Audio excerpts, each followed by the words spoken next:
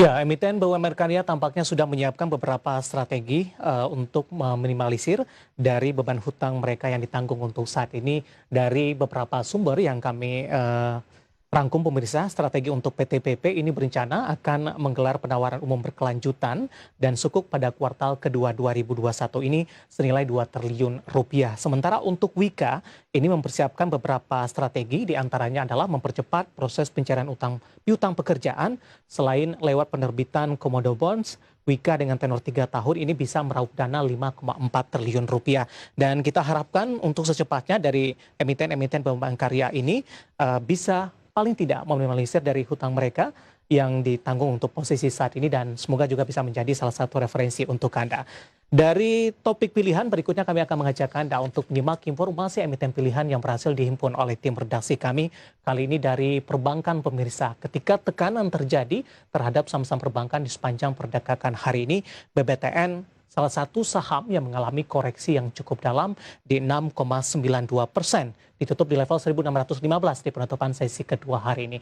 Dan momentum ini ternyata dimanfaatkan oleh direksi BBTN untuk melakukan pembelian terhadap saham BBTN. Dan seperti apa informasi selengkapnya? Mari kita simak tayangan berikut ini. Berdasarkan keterbukaan informasi Bursa Efek Indonesia 11 April 2021, Wakil Direktur Utama PT Bank Tabungan Negara Persero Tbk, Nixon LP Napitupulu, membeli 120.000 lembar saham di harga Rp1.695 pada 7 April 2021. Tujuan transaksi tabungan jangka panjang. Dengan demikian, setelah transaksi saham Nixon LP Napitupulu di BBTN mencapai 1.919.100 saham atau setara 0,018%. Nilai pembelian tersebut sebesar Rp203,40 juta. Nofri Roni Putra yang baru diangkat sebagai Direktur Finance, Planning and Treasury PT Bank Tabungan Negara Persero Tbk memboyong 747.500 lembar saham. Sementara itu Eko Waluyo selaku Direktur Compliance and Legal PT Bank Tabungan Negara Persero Tbk membeli 399.800 lembar saham. Harga saham BBTN pada minggu lalu 9 April 2021 ditutup di Rp1.735. Posisi ini turun 12,15% dari bulan lalu di Rp1.975. PER tercatat 11,48 kali, sedangkan price book value atau PBV masih 0,91 kali. Sementara pada perdagangan penutupan sesi 1 Senin 12 April 2021, saham BBTN masih tertekan turun 6,34% di Rp1.625 per saham. Sebulan terakhir saham BBTN minus 17,47% dan year to date turun 5,80%. Bagi sumber Adexchange. Dan berikutnya kami akan mengajak Anda untuk melihat pola pergerakan saham BBTN secara teknikal di sepanjang perdagangan hari ini dalam beberapa bulan terakhir. Kemudian juga kita akan lihat dari sisi valuasi indikatornya, terutama dari posisi pernya pemirsa. Langsung saja kita ke grafis yang pertama. Kita akan coba lihat intraday tradingnya untuk BBTN di sepanjang perdagangan hari ini, di mana mengalami pelemahan yang cukup dalam. Di pembukaan sesi pertama pada pagi tadi di 1.735 pada pukul 10, ini 1.700 ditinggalkan oleh BBTN di 1.645. Tekanan terus berlanjut pada penutupan sesi pertama di 1.625, sementara pada pembukaan sesi kedua level yang sama di 1.625. Kita akan coba update pemirsa posisi penutupan perdagangan di sesi kedua hari ini.